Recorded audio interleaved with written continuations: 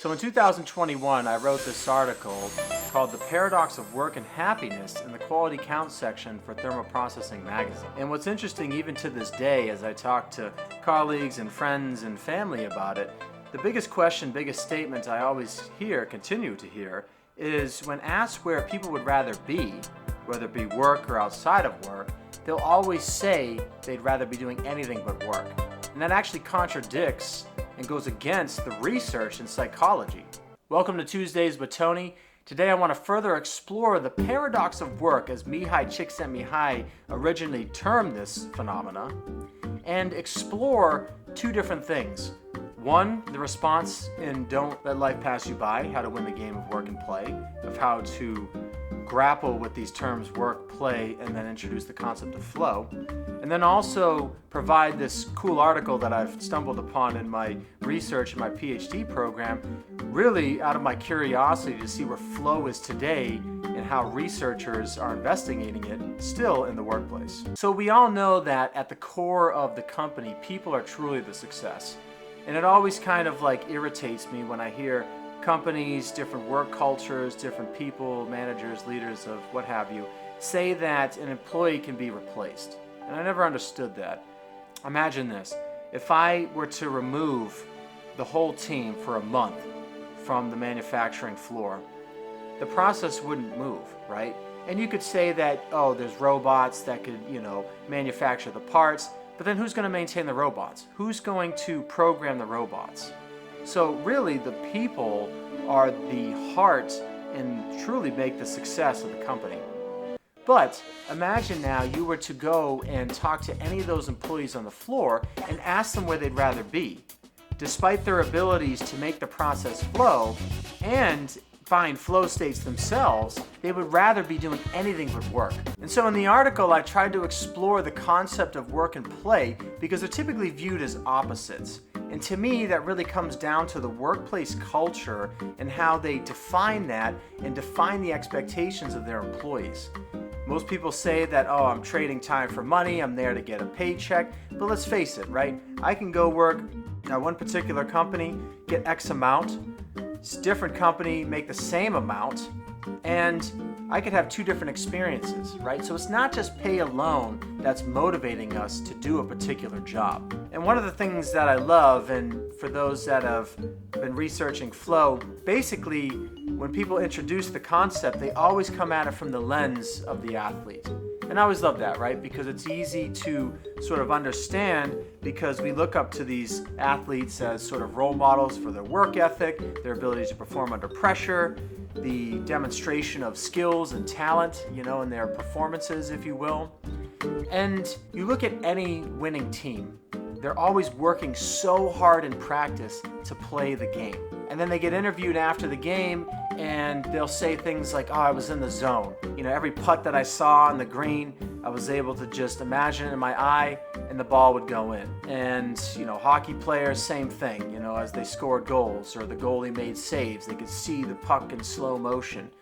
Those are flow states. So all the work they did in practice to play the game, they found these flow states. So why can't we translate that over to really the industrial athletes, the workers of today? Because think of it this way too, a coach on the sideline is pushing the players to work harder. Now imagine what your boss is saying, what the company culture is telling you to do. Are they pushing you harder to hit a number?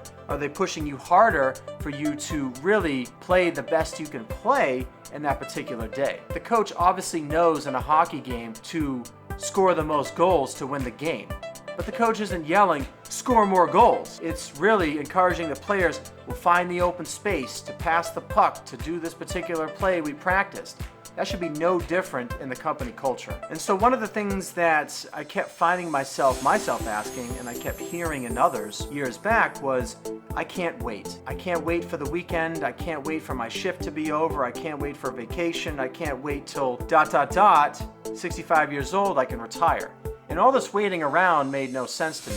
Could you imagine an athlete saying, I can't wait for the game to be over, or I can't wait for the season to be done?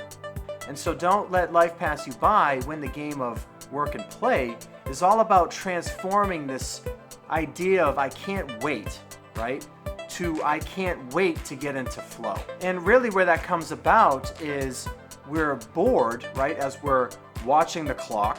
We feel anxious because we're not at retirement. And those, interestingly enough, are on the Y and X axis of Mihaly Csikszentmihalyi's flow channel. Right? We're bored because there's not enough skill to engage us to put us in the flow channel. We're anxious because we don't have enough challenge to really test our skills. Again, let's go back to the simple job of everybody wants this idea of, doing nothing and getting paid. But we get bored, right? I've seen some people on their phones, unfortunately, because they're bored. And if they were challenged to do a little more, they'd be more engaged. If they were able to develop their skills, they would feel more the sense of accomplishment, the sense of pride, and take home with them not just a paycheck, but this feeling of, wow, I did something cool today. And as Mihaly Csikszentmihalyi pointed out in his research years back, when you can find this sweet spot of challenges and skills in a particular ratio, you find the flow channel. And so in my current research today in the industrial organization psychology program that I'm in doing my PhD, I came across this really cool paper from Waterman et al. I'll put a link down below, you can check it out. And basically the team replicated the paradox of work, but what they indicated in the results was something very interesting. Waterman et al. Basically state that it's due to lack of intrinsic motivation. And so that brings us down, sort of this imagery right away of the carrot and the stick approach, right? You have the horse pulling the buggy with the carrot in front, and that's extrinsic motivation. The horse wants to eat the carrot. We think that that's what's driving the horse. But we also know that the horse likes to run around in the field without chasing a carrot, right? So there's an intrinsic desire for the horse to just run around to work, to move its legs, to play in the field. And then there's also, at some level, yes, the horse wants to eat the carrot so it can get replenished and go work and play again. And so when a company culture, can recognize both the extrinsic and intrinsic motivators in an employee, really the process is going to flow and the people are going to flow. So remember that success is not about good luck, it's good skills. And so the skill to think about today is really taken from Simon Sinek's distinguishing between finite games and infinite games. And I'll have a link below to his awesome book as well. And basically he states that life is not a finite game, it's an infinite game. And so is business, right? In soccer, I know that we have 90 minutes for the team to score the most goals to win the game. Now in life, you really can't look at it that way. And in business, you really can't look at it that way.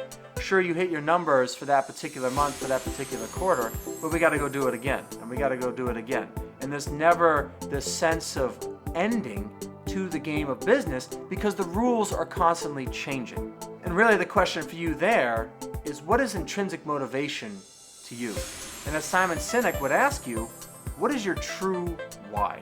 And with that, we'll see you next time. Thank you.